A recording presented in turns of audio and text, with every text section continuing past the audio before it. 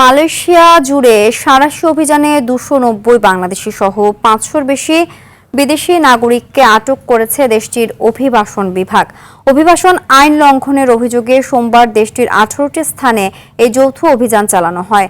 Immigration বিভাগের মহাপরিচালক Datuk Zakaria শাবান জানান, অভিযানে মোট ২,২৬০ জনের কাগজপত্র পরীক্ষা করে ৫০৩ জনকে গ্রেফতার করা হয়।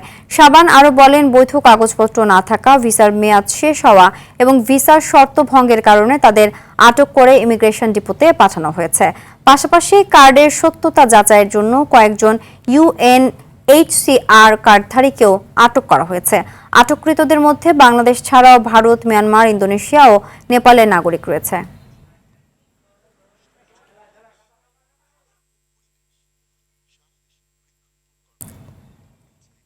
সৌরভ, মালয়েশিয়াতে সাঁড়াশি অভিযানে অনেক বাংলাদেশিকে আটক করা হয়েছে। ভিসা থাকার পরেও তাদের কেন আটক করা হচ্ছে, এ বিষয়ে বিস্তারিত জানাবেন।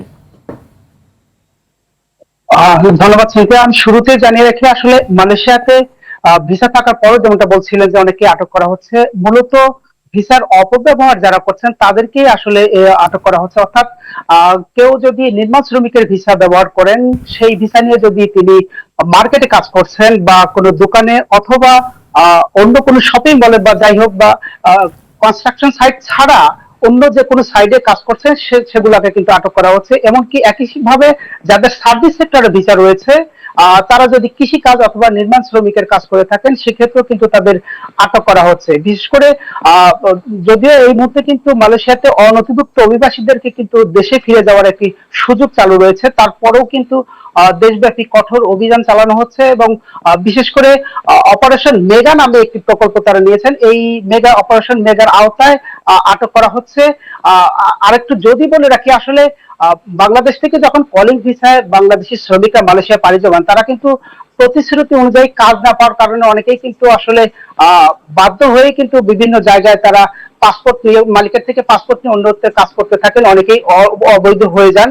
এই যে মালিক থেকে পাসপোর্ট নিয়ে যখন অন্যত্র কাজ করতে থাকেন, তখন কিন্তু আসলে সে ইমিগ্রেশন আইনে অপরাধী হয়ে যায়।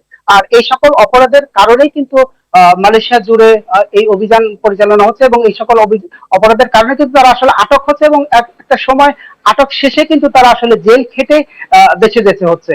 আমি যদি আরেকটু বলে রাখি, সম্প্রতি প্রধানমন্ত্রী মালয়েশিয়া সফরের মধ্য দিয়ে কিন্তু মালয়েশিয়ার শ্রমবাজার আবার চালু হওয়ার একটা সম্ভাবনা জেগেছে।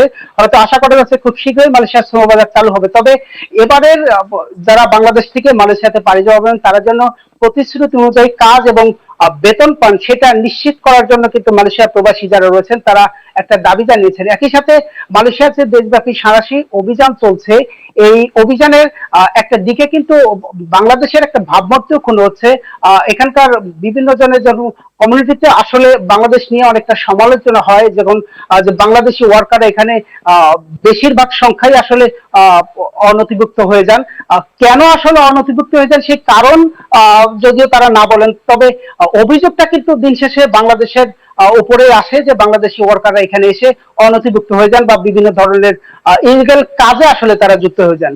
তবে মালয়েশিয়া প্রবাসীরা আবারও যেটা আশা করেন যে ঠিক কি কারণে মালয়েশিয়া প্রবাসী বাংলাদেশিরা এখানে অনথিভুক্ত হয়ে যান এবং ভিসা থাকার পরেও কেন তারা অন্যত্রে কাজ করতে যান, এই বিষয়গুলো আসলে সমাধান করা জরুরি। যেমনটা বাংলাদেশ থেকে যখন একটা রিক্রুটিং এজেন্সির মাধ্যমে বন্ধুরা, আবারও কিন্তু সাঁড়াশি অভিযান চালিয়ে প্রচুর বাংলাদেশি কর্মী কিন্তু সেখান থেকে ধরপাকড় করে আটকিয়েছে। আপনারা ভিডিওতে কিন্তু দেখতে পাচ্ছেন যে মালয়েশিয়া থেকে প্রচুর পরিমাণে বাংলাদেশি কর্মী সহ অন্যান্য দেশের কর্মীদের কিন্তু আটক করেছে মালয়েশিয়ান পুলিশ। বর্তমান পরিস্থিতিতে আপনারা জানেন, বাংলাদেশ থেকে কর্মী প্রেরণ করার কিন্তু একটা যে প্রক্রিয়া, সেটা কিন্তু চলমান এবং খুব শীঘ্রই বাংলাদেশ থেকে কলিং ভিসাতে কর্মী কিন্তু যাবে। কিন্তু এর ভিতরে বাংলাদেশি এবং অন্যান্য কান্ট্রির যে কর্মী আছে, অবৈধ কর্মী, তাদের কিন্তু ধরপাকড় করে মালয়েশিয়ান গভর্নমেন্ট কিন্তু আটকাচ্ছে। আসলে ব্যাপারটা মানে কোন দিকে যাচ্ছে কিছুই কিন্তু আসলে বোঝা যাচ্ছে না এবং অবৈধ কর্মীদের বৈধকরণ করা হবে কিনা এ ব্যাপারেও এখন পর্যন্ত কোনো সিদ্ধান্ত মালয়েশিয়ান গভর্নমেন্ট কিন্তু নেয়নি। তবে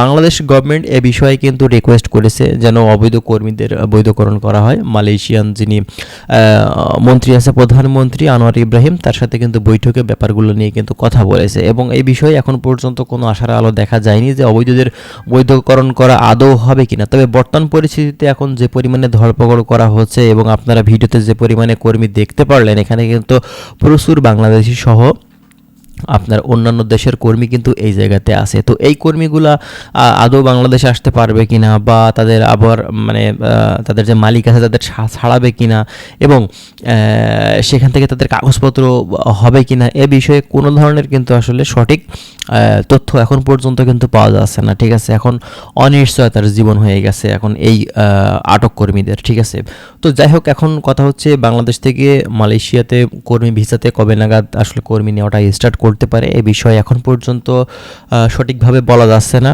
আর মালয়েশিয়া থেকে মূলত কর্মীগুলো নেওয়ার ব্যাপারে এখন পর্যন্ত অফিসিয়াল কোনো আপডেট দেয়নি বলেই কিন্তু এই ব্যাপারটা আসলে হচ্ছে। তবে আমাদের বাংলাদেশের যিনি প্রবাসী কল্যাণ মন্ত্রী আছে কিন্তু তার ভুলের কারণে অনেকেরই হয়তো সমস্যার সম্মুখীন পড়তে পারেন, কারণ তিনি বলেছেন যে মালয়েশিয়ার ভিসা ওপেন হয়ে গেছে, কিন্তু এদিকে বাস্তবতা যেটা দেখা যাচ্ছে সেটা হচ্ছে মালয়েশিয়ার কলিং ভিসা এখন পর্যন্ত ওপেন হয়নি। তো যাই হোক, আমরা আরও বিস্তারিত তথ্য আপনাদেরকে সামনে দেওয়ার চেষ্টা করব। তার জন্য অবশ্যই আপনারা আমাদের চ্যানেলের সঙ্গেই থাকবেন। আমরা চেষ্টা করছি বিভিন্ন বিষয় সম্পর্কে আপনাদের মাঝে তথ্যগুলা দেওয়ার। ঠিক আছে, তো যাই হোক, ভালো থাকবেন। আল্লাহ হাফেজ।